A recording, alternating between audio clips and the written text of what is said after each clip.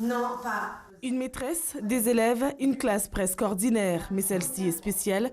Nous sommes dans le service de pédiatrie au CHM. Corinne Drouet-Sicard est enseignante. Elle accompagnera désormais tous les enfants malades.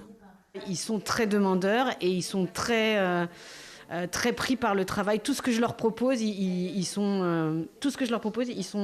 adhèrent direct.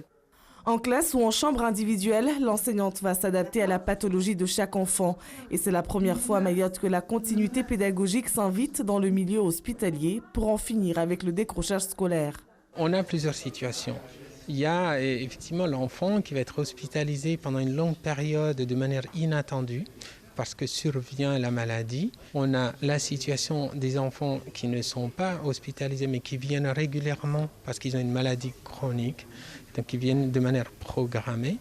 Et donc il y a un absentéisme scolaire fatal. Et enfin, il y a un dernier point qui est celui de faire le lien pour l'enfant qui rentre à la maison, qui doit retourner à l'école, mais du fait de son passage ou de la maladie, il y a par exemple besoin d'un aménagement de son projet éducatif. Un projet de longue date acté ce vendredi par cette signature de Gilles Albou et Catherine Barbezieux. Le rectorat et le CHM s'engagent à pérenniser ce partenariat.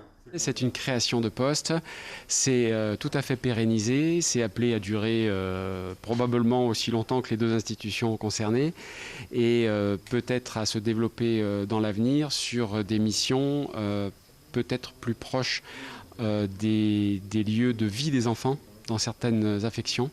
Donc ce qu'on appelle un accompagnement pédagogique à domicile, ça pourrait être un des développements.